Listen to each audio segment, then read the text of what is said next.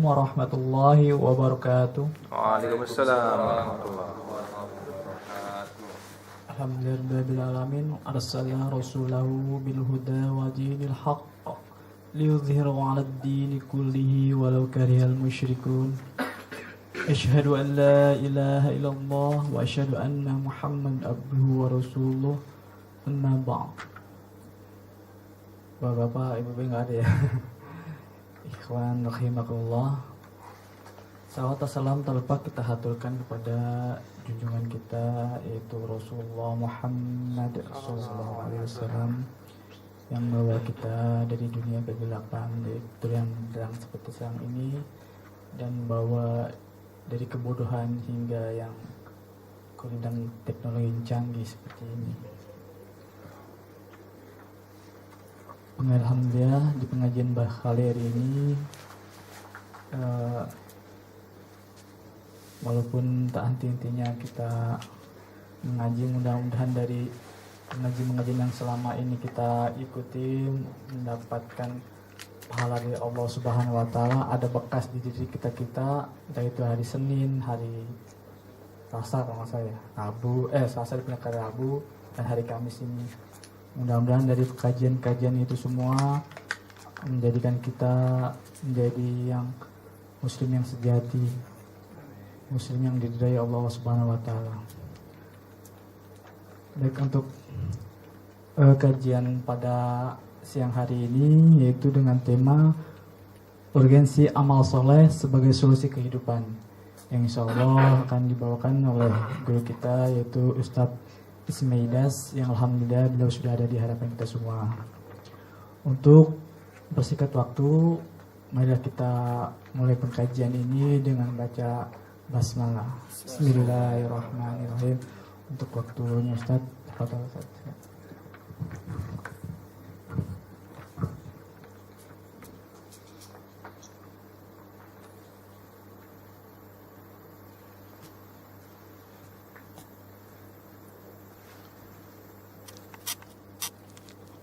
Allah wabarakatuh.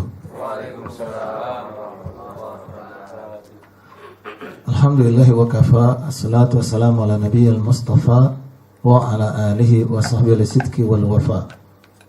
Allahumma salli wa sallim wa barik wa karim wa azim ala hadzal nabiyil karim nabiyyina Muhammad sallallahu alaihi wasallam wa ala alihi wa ansari wa junudi wa man tabi'ahum bi ihsanin ila yaumiddin wa ba'd.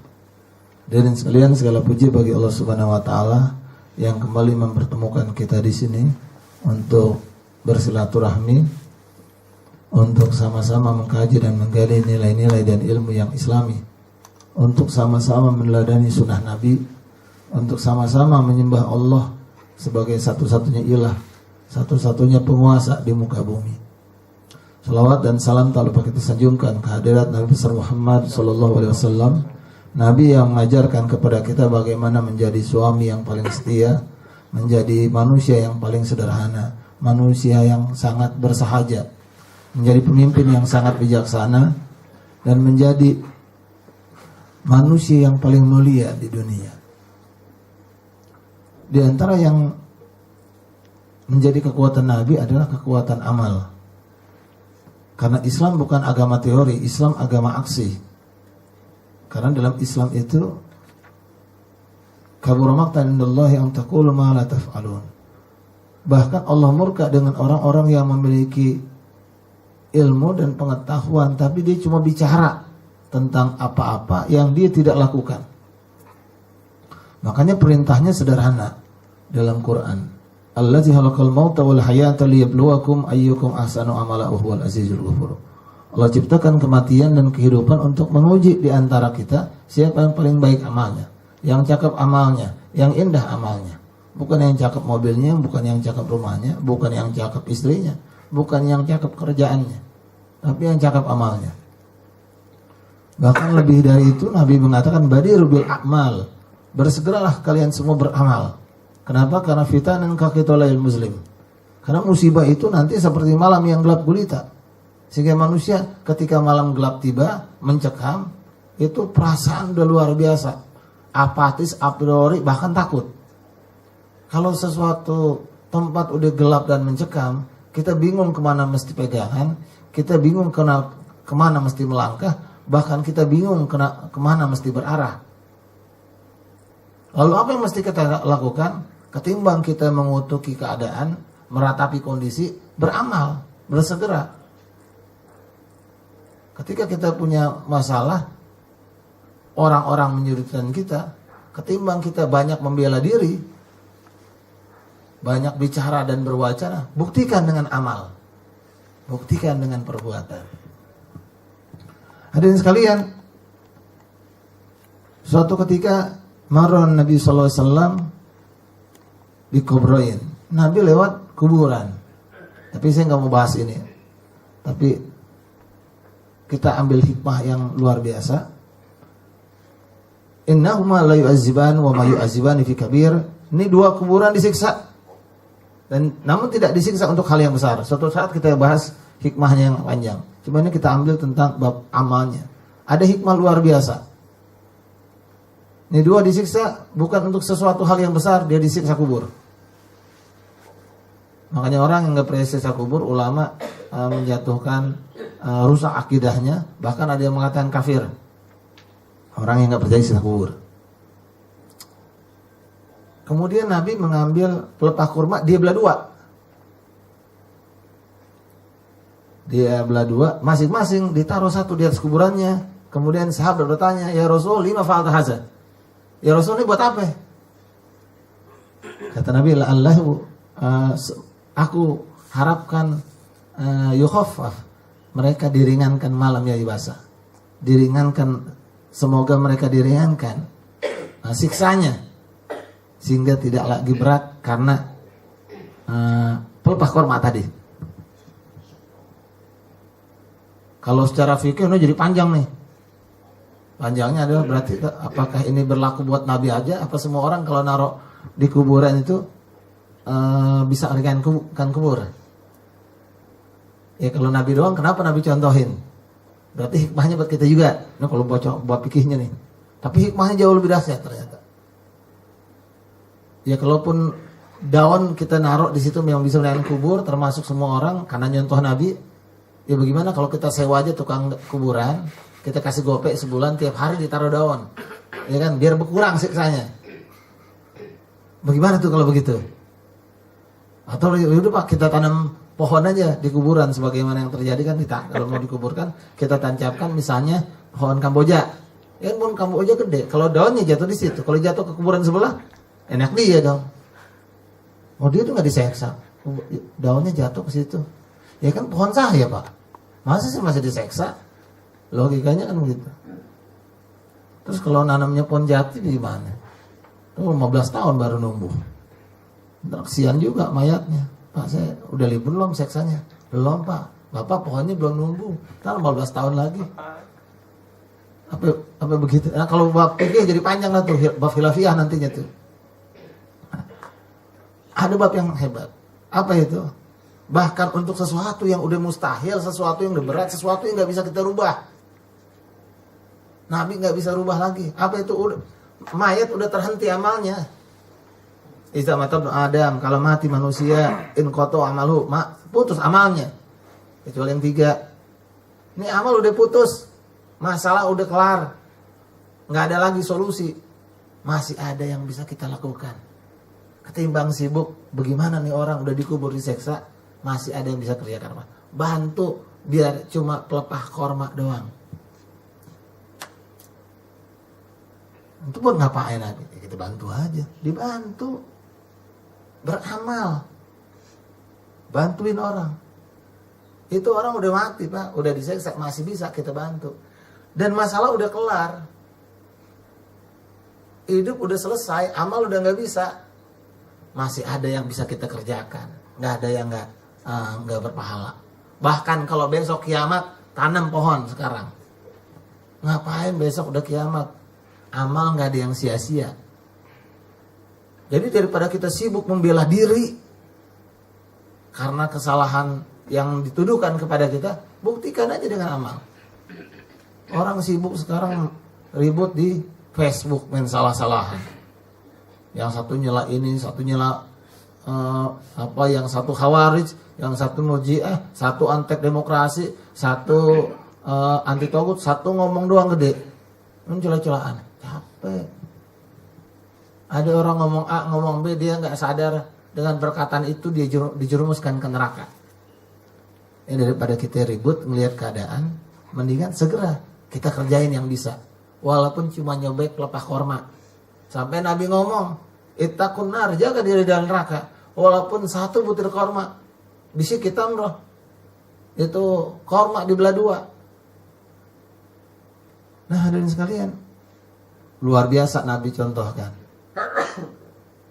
Walaupun nggak bisa kita rubah lagi secara diri kita, masih ada yang bisa kita kerjakan.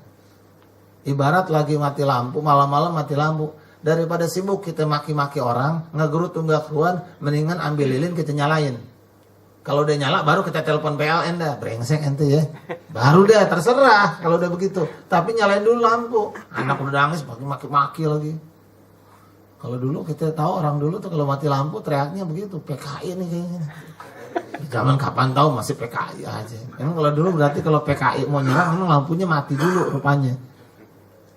Tapi yang menarik begitu, bahwa bersegera beramal, fitnah seperti malam yang gelap gulita. Yusbihu rajulun mu'minan, ini subuh orang beriman, wa yumsi kafir, paginya dia kafir. Sorenya dia kafir. Au yumsi rajulun mu'minan, atau sore orang beriman, paginya kafir. Dia pagi dia sholat, ibadah, dia kerja, dia sedekah, malamnya dia godain jablay, ya enggak? Begitu. Sore dia ibadah, tahajud, paginya dia korupsi. Ini bukan korupsi Pak, manajemen fee. Apa kata lu dah? Nah, orang sering seperti malam yang gelap gulita. Ya bi adinahu bi aradi minad dunya, dia jual agamanya buat kepentingan dunia. Ini malam seperti yang gelap gulita. Dan beliau tadi dikatakan bersegera beramal sitan, bersegera beramal karena 6 hal. 500 sufaha, pemimpin dari orang-orang bodoh, orang yang gak ngerti jadi pemimpin, kerjaannya maling duit umat misalnya. Kita lihat, wah luar biasa nih. Ternyata ujian berat. Anak dijaga supaya nggak rusak di luar, di rumah aja. Di rumah juga diperkosa sama pamannya.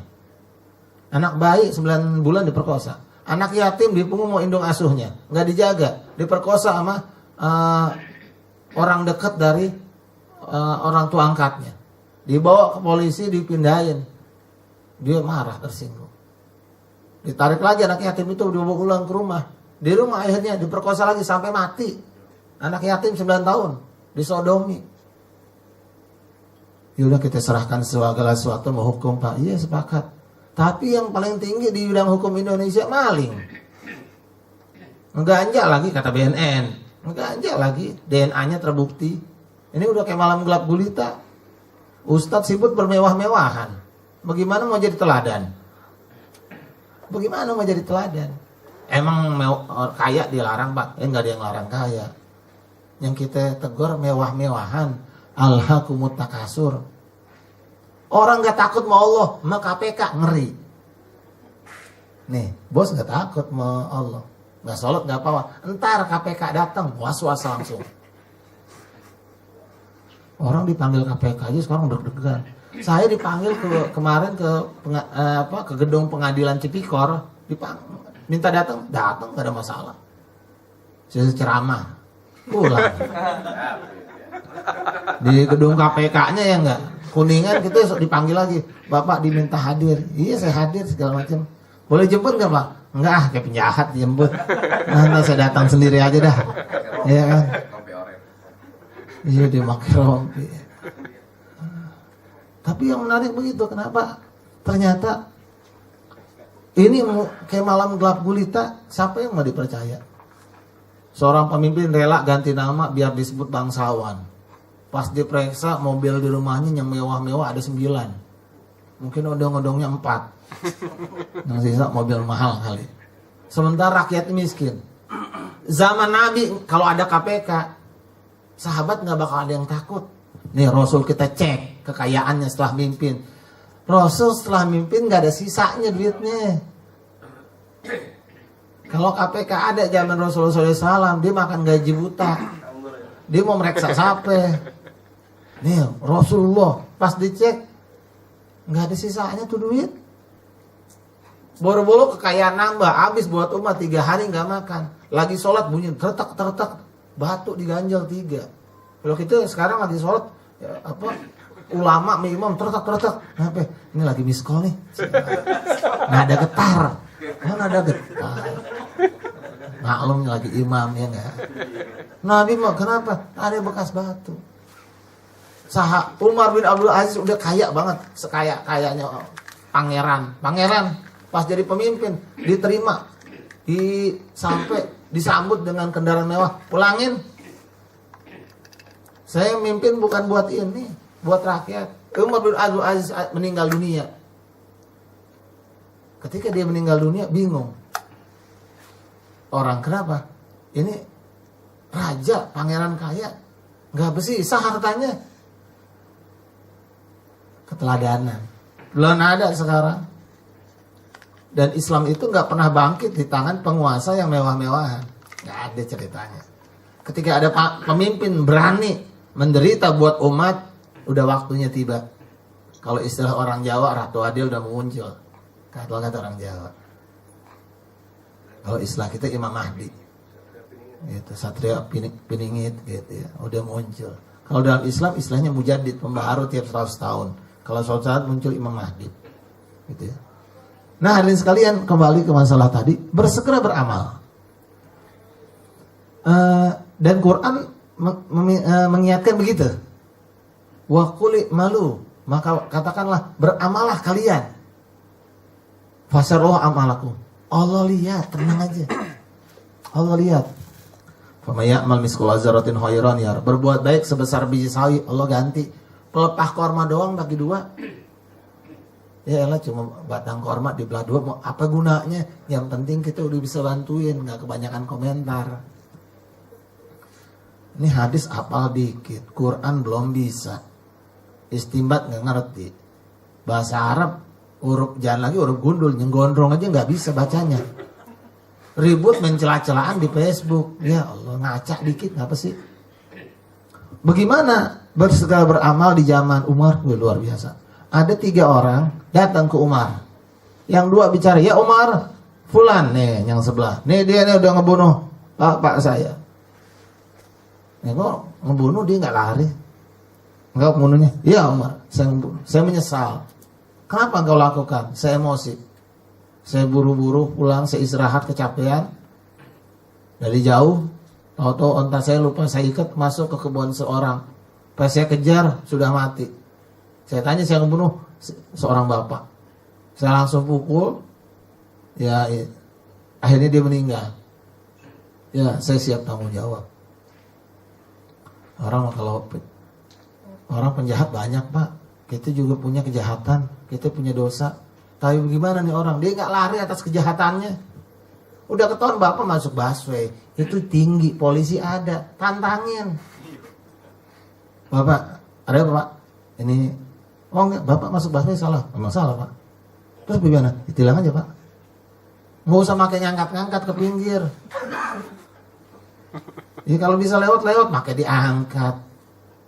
Ya udah salah, double lagi. Kerjasama dalam kesalahan. Kita kalau maksiat aja main tolong-tolongan dah. Ada polisi, ya ada orang busway. Polisi di sana kita lihat. Polisi Pak. Kalau maksud main tolong-tolongan, ada orang mau muter balik. Kita lagi di situ lurus. Kita klakson kasih lewat. Yang benar kalau ada orang melewat kita agak berhenti biar dia masuk. Kecuali dia masih jauh. Nah hadirin sekalian, ini berani. Anda bunuhnya saya siap tanggung jawab. Hukumannya mati. Siap Tuhan. Tapi mohon maaf, izinkan saya untuk izin dulu. Karena orang tua saya baru meninggal, saya mesti pulang buru-buru. Maka saya segera buru-buru pulang tuh karena itu. Adik saya masih kecil-kecil. Kalau ini nggak diurus, warisnya dan lain sebagainya, apa masa depan adik-adik saya masih kecil? Saya mesti pulang Tuhan. Bagaimana pulangnya? Kalau ente kabur bagaimana? Nggak ada perjanjian ekstradisi lagi. Zaman dulu mana ada? Iya, Siapa yang menjamin engkau? Apa kata anak muda tadi? Yang hadir melihat, yang hadir banyak, mereka yang menjamin saya. Mana siapa siapa di antara mereka yang menjamin itu siapa?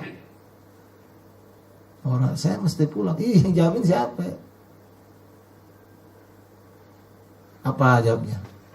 Dilihat orang terdekat ditunjuk, fulan yang ngejamin.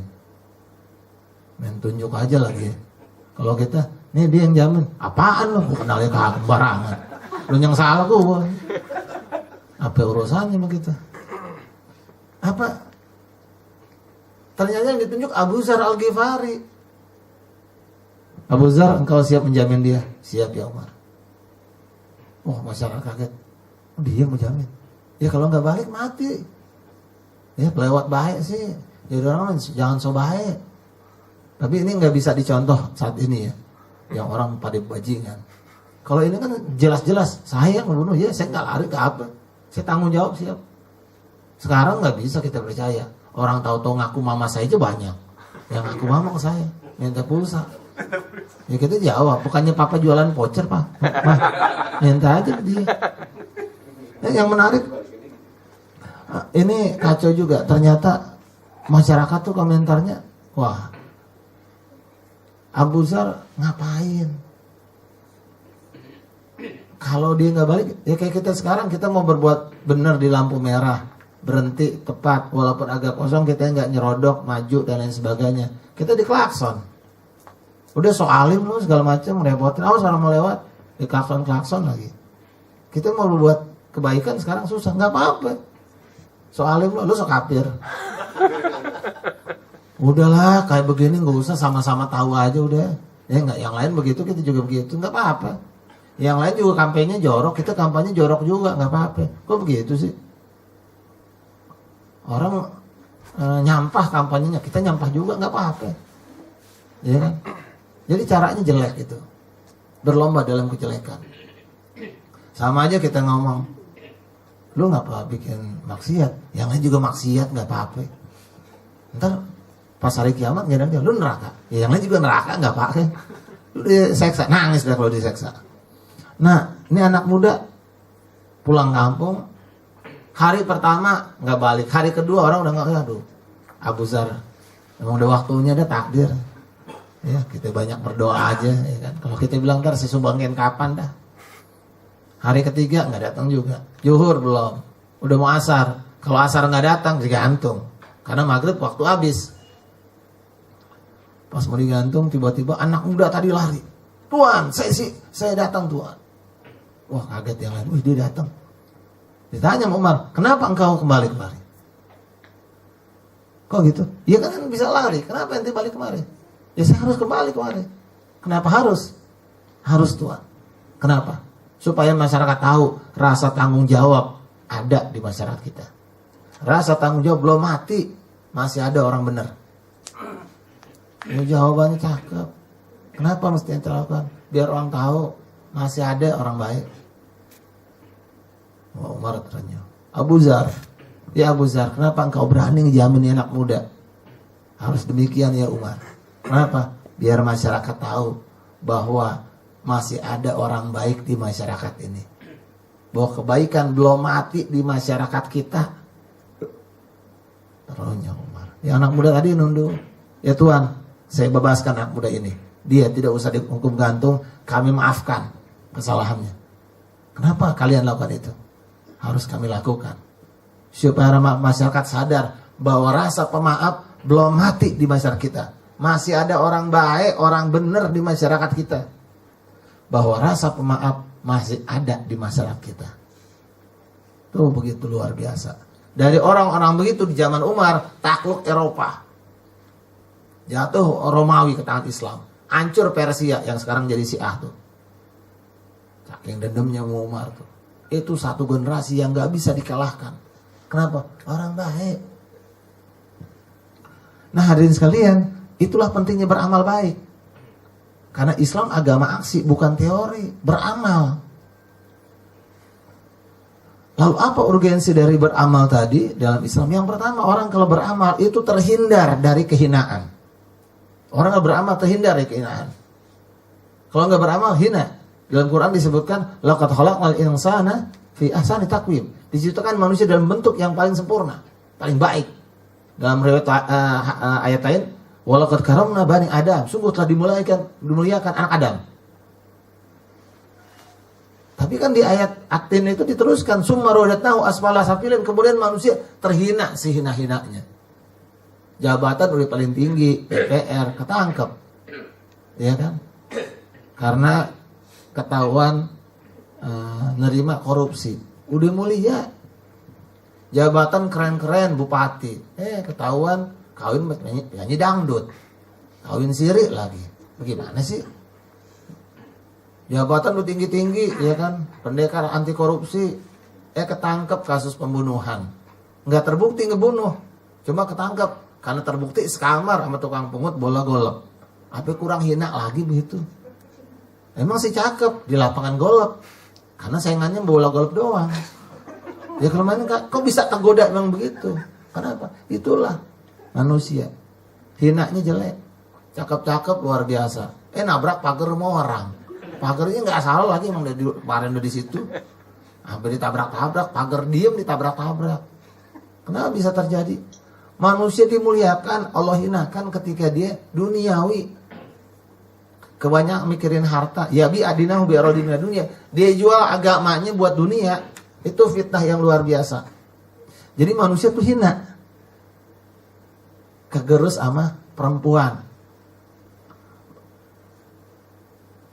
Illal ladzina amanu, orang yang gak terjebak dalam kehinahan, summa radatnahu asfala safilin, illal ladzina amanu, kecuali dia beriman wa amilus sholihat, dia beramal soleh, gak bakal terjebak pada kehinaan. Orang kalau beramal soleh nggak bisa hina. Ada namanya Imam Syafi'i. Dia kapan sempat mau buat maksiat?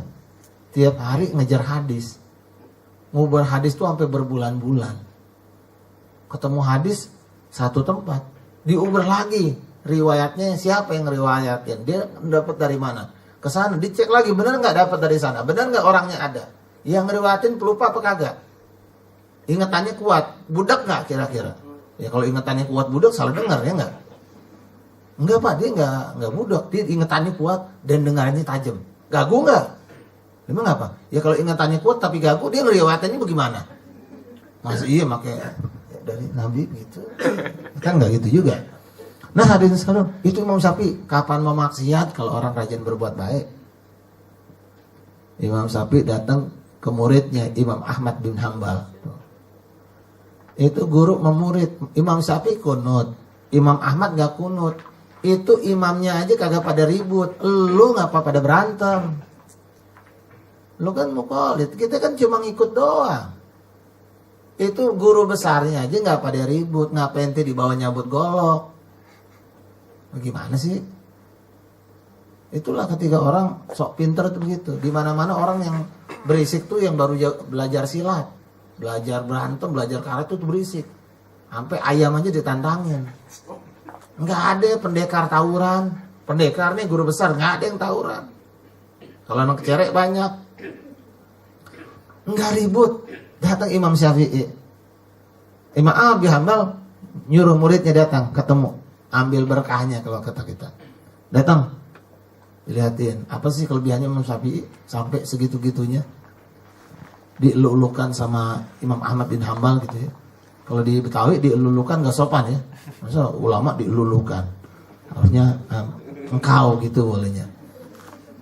Nah hadirin sekalian, Imam Syafi'i dikasih makanan satu nampan sama Imam Ahmad bin Hambal. Habis. Komentar. Ini anak buahnya komentar. Itu ulama bagaimana begitu? Makan senampan habis. Ya Allah maruk amat. Karena ulama makan dikit aja. Ini bagaimana sih ulama makan dikit aja, dalil dari mana sih? Ya emang harus jaga akhlak. Jadi kalau kondangan makan ya dikit-dikit aja, nggak boleh nambah. Sedih bener jadi ustaz kagak boleh nambah, bagaimana sih? Boleh nambah tapi diem-diem gitu, biar nggak ketahuan. Tapi yang menarik itu habis sholat isya pada nggak ngobrol kan, kalau gitu kan ngobrol. Ini pada tidur. Imam Syafi'i nggak tidur, dia nulis. Bangun tahajud muridnya Imam Ahmad bin Hambal. Dia lihat Imam Syafi'i udah bangun, masih nulis. Dia tahajud, Imam Syafi'i nggak tahajud. Ya, ini guru. Orang malam-malam diisi dengan ibadah lah, tahajud. Masa kiai nggak tahajud? Ini guru model apa begitu? Pas subuh dia nggak wudhu lagi, langsung sholat. Ini ajaran apa sih begini? Kiai begitu amat.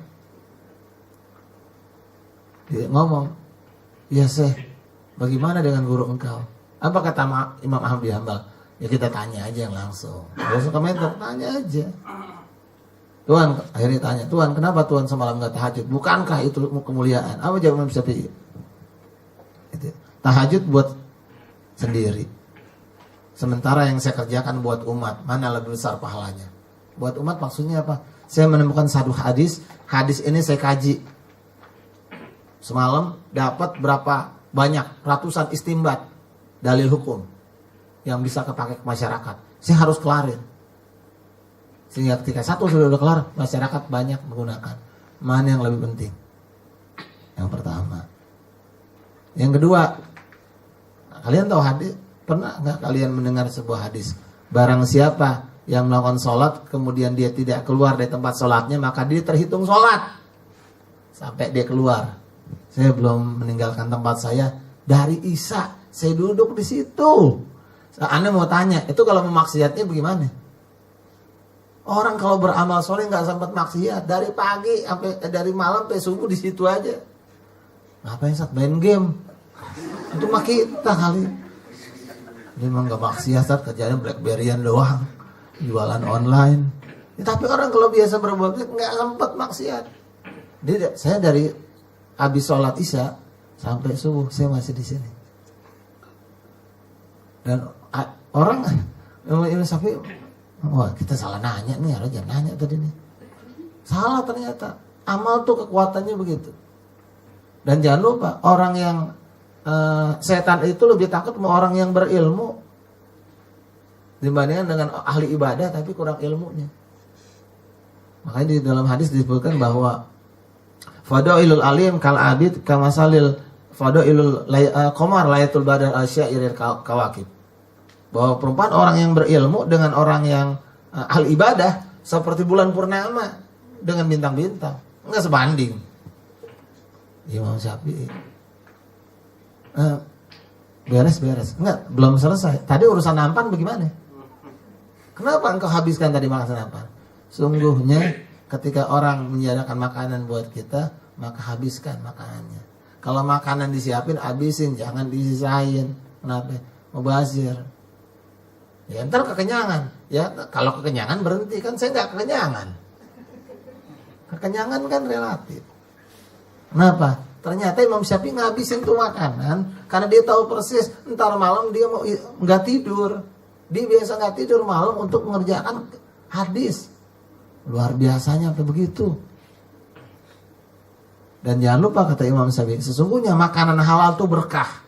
Apalagi yang nyiapin seorang ulama tuh, Imam Ahmad bin Hambal. Maka saya makan untuk mendapatkan keberkahan atas makanan yang halal. Karena itu menguatkan kita. Ini menunjukkan bahwa jangan coba-coba makan yang haram. Itu hancur. Yang pertama kali rusak adalah hati. Ketika makanan haram masuk, rusaklah kotor hatinya. Makanya ibadahnya susah. Ibarat motor, karburator udah kotor, busi udah kotor. Timbang lagi jalanan nanjak, jalanan lurus aja gak narik. Itu busi udah kotor, karburator udah kena, jangan lagi nanjak. Jalan lempeng aja di berat. Jalan turunan aja ngesot. Itu kalau jajal ya, kalau udah pada kotor tuh mesinnya, udah jalan turunan aja susah. Sampai mau belok aja tuh beratnya luar biasa. Bagaimana kalau hatinya bersih? Timbang lagi jalan lurus, nanjak juga jadi. Nggak usah gigi 1, gigi 2 nyampe. Itulah kekuatan orang-orang yang beramal. Dia terhindar dari kehinaan. Yang pertama. Yang kedua, orang-orang yang beramal itu akan selalu terhindar dari kerugian. Ayatnya udah hafal. Wal asr demi masa innal insana, sesungguhnya insan, seluruh manusia. Sesungguhnya, sesungguhnya tuh. lafi, lanya sesungguhnya lagi, lam takkid, penegasan, benar-benar dalam khusr, semua jenis kerugian. Jadi semua manusia benar-benar rugi semuanya. Orang kaya rugi, orang kaya rugi. Enggak, dia ngingetin yang kaya rugi, apalagi yang miskin. Makanya sadar, orang kaya maksiat rusak hidupnya. Yang kaya maksiat rusak hidupnya. Ente udah miskin maksiat, nyungsep nggak kira-kira? Nyungsep, rugi. Yang ganteng rugi, apalagi ente jelek. Udah serugi-ruginya orang dah, udahnya jelek ngelawan Allah. Orang cakep ngelawan Allah hancur, ya kan? Kawin sama orang Kristen. Orang Kristen saling menghormati, bukan dinikahin. Beramal soleh, tapi ada caranya. Ada seorang sahabat ahlu hadis, bukan sahabat, ada ahlu hadis di zaman generasi salaf sebelum kita. Ulama terkenal dengan dia, salah seorang yang meriwayatkan hadis dan sikoh. Sehingga kata ulama, satu-satunya ahli hawa, satu-satunya yang orang pengikut nafsu yang masih bisa dipercaya kalau ngomongin hadis itu orang. Dia tertolak cuma karena dia sesat. Kenapa dia sesat? Ada seorang perempuan cantik. Dia bilang, kita dakwahin nih, dakwahin. Kita nikahin biar dia kembali ke dalam Islam, ahlu sunnah. Iya dong? Kita dakwahin. Boleh? Boleh. Didakwahin. Tapi ente dakwahinnya karena dia khawarij, sesat, apa karena dia cakep? Kalau mau dakwahin jangan milih yang cakep dong, nyai-nyai lu nikahin. Ya alasannya boleh cakep, tapi bukan karena itu. Dia bilang, wah saya mau dakwahin. Dia nikahin. Pas malam pertama yang perempuan bilang apa? Sungguh kita berdua di dalam surga. Engkau bersyukur denganku sebagai istri dan aku bersyukur mendapatkan engkau sebagai suami. Wah luar biasa. Nggak berapa lama tuh laki-laki ikut-ikutan bininya. Akhirnya apa? Khawarij juga. Khawarij. Nah, agama. Innaka lam tada say'an lillahi azza wa jalla illa badalakullah bima huwa khairul lak minhu. Tidaklah satu tinggalkan sesuatu karena Allah, tidaklah kita tinggalkan sesuatu karena Allah kecuali Allah ganti dengan yang lebih baik. Yang perempuan pengen dapat jodoh, jodohnya nggak Islami, tinggalin, Allah ganti yang lebih baik. Akhlaknya yang lebih baik, Allah ganti ahli ibadah yang lebih baik. Walaupun mukanya pas-pasan. Yang penting yang baik apa yang ngepas. Orang bilang yang penting yang cakep, Pak, salah. Kalau rumah tangga udah hancur, dia baru mikir cakep nomor sekian. Ingat, cakep relatif. Kalau jelek kan mutlak. Ya kan jelas, nggak usah dibahas tuh. Tidaklah kita tinggalkan pekerjaan yang haram, duit zina, duit maksiat, duit yang subhat kita tinggalkan, Allah ganti dengan lebih baik. Nah ini yang kadang-kadang kita lupa. Beramal supaya nggak rugi. Siapa yang nggak rugi? Illallazina amanu wa amilus solihah. Kecuali orang-orang yang beriman dan dia beramal soleh. Ali bin Abi Thalib itu ketika jadi khalifah, orang-orang bingung. Kenapa? Tiap orang miskin malam-malam depan rumahnya ada karung. Orang nggak tahu siapa yang ngasih. Pas Sayyidina Ali bin Abi Thalib meninggal dunia, mereka baru tahu. Ternyata tuh yang ngasih beras tuh berhenti. Ternyata yang ngirimin beras bukan disuruh Ali, Ali langsung yang bawa tuh beras. Pas dimandiin, akhirnya orang ngomong. Karena bukan aib diceritakan bahwa Ali biasanya kalau orang meninggal dunia ditutupin. Ini sampai ada yang komentar. Sungguh, memang dia yang melakukannya. Kenapa? Di belakangnya ada tanda hitam. Biasanya yang punya tanda hitam tukang kuli panggul. Dia yang biasa bawa barang. Amirul Mukminin bawa barang luar biasa. Nah hadirin sekalian, bersegera beramal tuh begitu. Kita akan terhindar dari kerugian. Atau urgensi dari beramal soleh juga disebutkan dalam Al-Quran. Tentang Allah janjikan kehidupan yang baik. Ya kan? Ma'amil solihatin min zakat wa unsa wa huwa mu'min falanuhyiyannahum hayatan thayyibah. Orang beriman beramal soleh, laki perempuan, Allah berikan nuhyiyannahum, diberikan hayatannya, hidupnya itu baik. Hidupnya bahagia. Orang kalau beramal baik, dia gampang bahagia. Kenapa? Karena sumber kebahagiaannya banyak. Tadinya egois, dia bahagia kalau dia bahagia. Kalau orang baik, dia ngelihat orang bahagia, dia yang girang. Temen naik gaji, yang girang dia. Dia naik gaji ya, dia nggak bilang-bilang lo. Yang naik gaji diem-diem aja. Kenapa? Takut diminta. Yang girang dia, yang mau nikah siapa yang girang dia? Mau nikah ya, mau nikah, mantep. Yang bahagia orang. Dia yang girang dia, orang baik itu begitu. Jadi kebahagiaannya tuh apa? Nggak bisa habis. Ada acara yatim dia yang bahagia. Acara yatim ya. Waduh, saya nggak bisa datang. Saya nitip aja deh ya. Mau nitip berapa? Ya, saya nitip salam maksudnya. Bener-bener dah.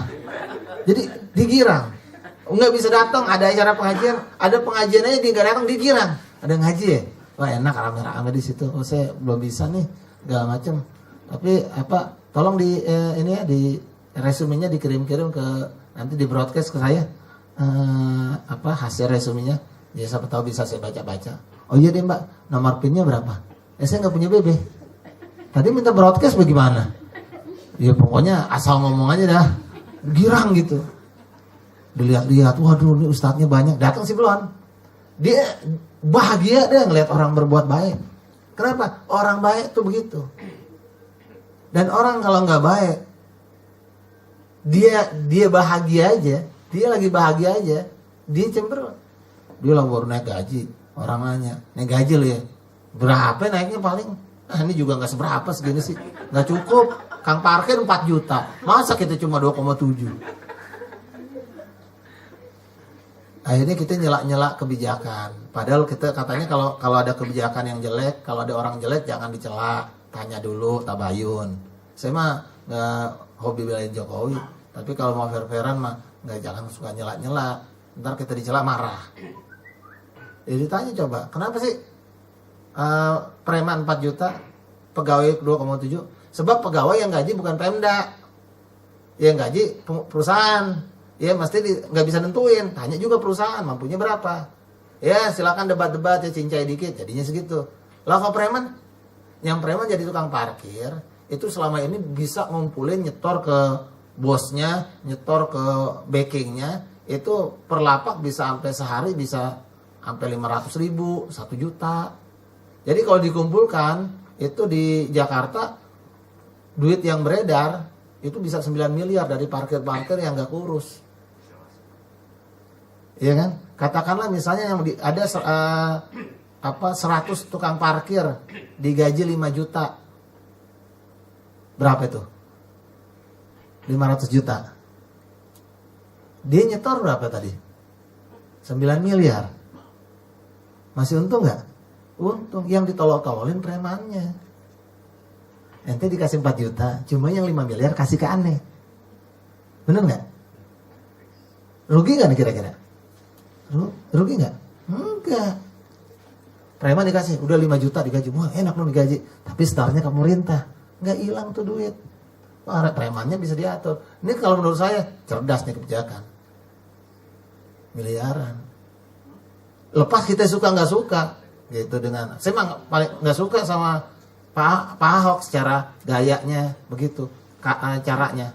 Kebijakannya ya plus minus lah. Tapi kemarin saya ke kelurahan. Suruh contreng. Puas atau tidak puas, atau sangat puas sekali, atau tidak setuju, atau rada-rada setuju kan gitu pilihan pilih. Saya nggak ingat lah begitu kalau contreng gitu ya. Ya saya fair-fairan. Kita lihat bagaimana. Oh di kelurahan KTP saya hilang. Nyampe ke kelurahan ditanya mau gimana Pak segala macam. Baru duduk. Pak langsung. Iya, ditanya segala macam. Pas udah ditanya, Bapak tunggu di sini sebentar ya. Saya nunggu. Dia bilang, oh biasa ngurusin berkas. Ya paling ntar nunggu berapa lama, tanda tangan, pulang, besok kita balik lagi. Oh iya Pak, foto dulu, foto buat persiapan EKTP nanti dibikin lagi kan. Ya kan yang bikin bukan kelurahan kan. Kalau sekarang KTP hilang dikasih KTP umum dulu, KTP nasional, karena EKTP turun dari pemerintah. Oh ya udah nggak apa-apa. Kapan saya balik lagi? Sebentar, tunggu aja dulu. Nggak 15 menit, hampir 15 menit. Ini Pak, KTP-nya udah jadi. Nah saya belum ngapa-ngapain tadi, cuma foto doang. Ya kan saya fair dong. Emang bagus, tulis aja bagus. Kita jangan sampai orang tuh semuanya jelek gara-gara bukan dari golongan kita. Yahudi tuh begitu. Harus dilatih dari orang-orang yang punya agama. Kalau dia jelek, sikat. Kritisi. Tapi kalau dia bagus, puji. Orang Nabi aja muji. Kenapa? Supaya kita mengajarkan masyarakat masih ada orang fair di negara ini. Hadirin sekalian, Yahudi itu menanti datangnya Nabi. Datangnya Nabi dia dinanti. Tapi ketika Nabi Muhammad hadir, dia benci, dia lawan, dimusuhi, bahkan kalau perlu dibunuh. Kenapa? Bukan dari golongan saya nabinya. Ya kan nanti Nabi. Ya, jangan dari sana dong nabinya, dari saya. Kalau dari saya baru jujur pemimpinnya. Dari sana, wah itu media yang bikin. Media. Itu mah teknik media. Nggak usah gitu-gitu juga. Kalau orang namanya udah bagus di masyarakat, kita puji alhamdulillah. Semoga sebagus sangkaan orang. Begitu. Orang baik tuh begitu, Pak. Kenapa bisa terjadi begitu? Kalau mau fair-fairan, kalau semua media bisa dibeli, bisa dikuasai. Itu temennya Pak Wiranto namanya Haritano. Non-muslim tuh ya. Dia kan punya media. Nggak bagus tuh namanya. ARB pemimpin kita. Oh, anak saya penanya. Yang masih 3 tahun. ARB pemimpin. Ditanya anak saya. Ayah, emang ARB pemimpin kita? Kita. Lu aja kali gue kagak. Anak saya bilang, enggak lah pemimpin kita opah. Tapi yang menarik adalah bahwa ya, yang punya media banyak. Anjelok-anjelok aja tuh suaranya. Jangan juga begitu. Orang baik tuh nggak suka nyela orang lain, yang suka ngeritik kejelekan. Kejelekan umum. Ya, maksiat. Dan fair caranya. Nah, hadirin saya kembali ke masalah tadi. Beramal soleh, berbuat kebaikan. Hidup kita baik. Walanadziyannahum. Allah berikan balasan ahsanu, lebih baik dari apa yang kita kerjakan. Bimakanu ya'malun.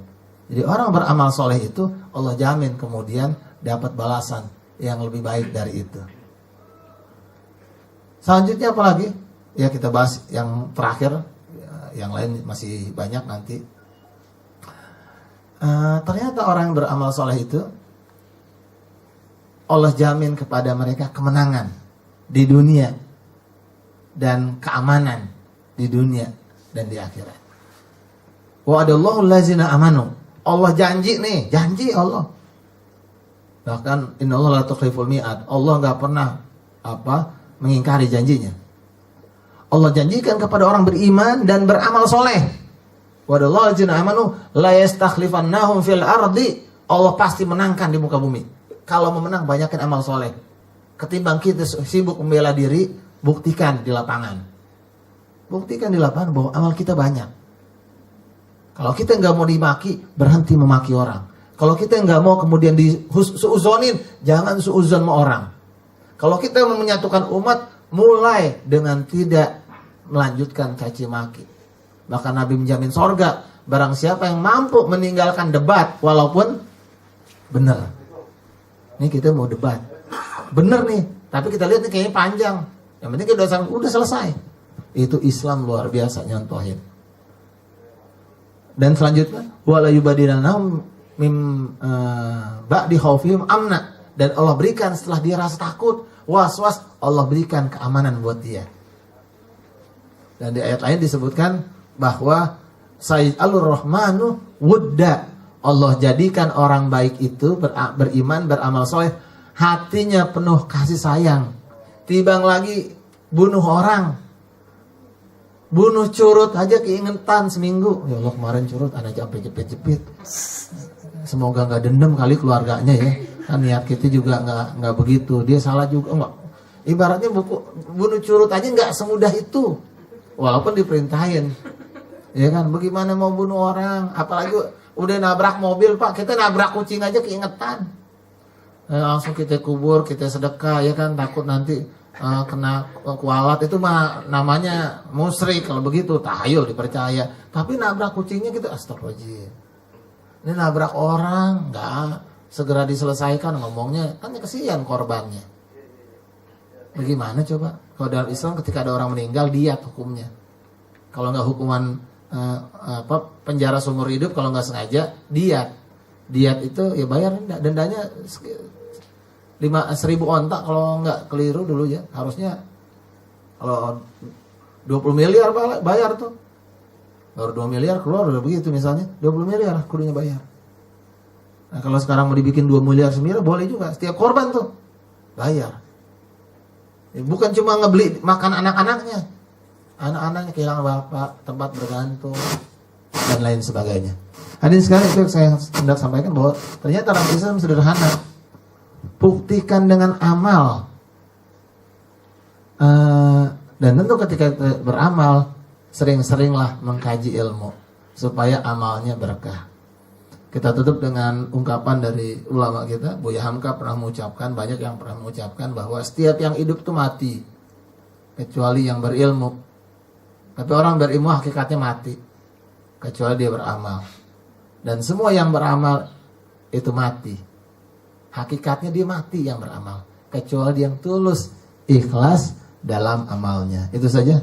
Wallahul muwaffiq ila aqwamit thoriq wal hadi ila sawa'is sabil. Assalamualaikum warahmatullahi wabarakatuh. Alhamdulillah, terima kasih atas tausiahnya yang mengenai urgensi amal soleh sebagai solusi kehidupan. Untuk itu kita masuk ke sesi tanya jawab. Mungkin kepada ada dari ikhwan atau akhwat yang ingin bertanya tentang tema urgensi ini. Ada yang bertanya?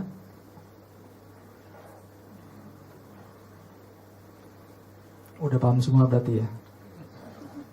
Dan insya Allah siap dilaksanakan ya. Ya makanya tema sangat bagus ya di kehidupan kita. Apalagi di zaman seperti ini ya. Jarang sekali kita contohnya berkendara aja. Kita saling mendahului aja sama pengendara gitu. Ya mungkin di situ kita berpikir negatif. Ini ngebut-ngebutan nggak benar. Padahal tadi Ustadz bilang juga mungkin ada urusan yang perlu dia selesaikan buru-buru. Jadi kita intinya itu berpikir positif, jangan berpikir negatif. Dan urgensi amal soleh ini tadi Ustadz juga menjelaskan bahwasanya banyak sekali manfaat yang kita dapatkan. Di antaranya itu terhindar dari kehinaan. Nauzubillah min dzalik ya, jangan sampai kita hina di hadapan Allah Subhanahu wa taala. Dan juga terhindar dari kerugian. Entah itu kerugian materi atau kerugian yang lainnya. Dan juga Allah akan memberikan kehidupan yang lebih baik, bahagia. Insyaallah dunia dan akhirat Ustaz ya. Dan Allah janji akan memberi kemenangan di bumi ini. Rasa takut kita menjadi tentram. Damailah kita bersama-sama. Fastabiqul khairat, yaitu beramal dan kebaikan.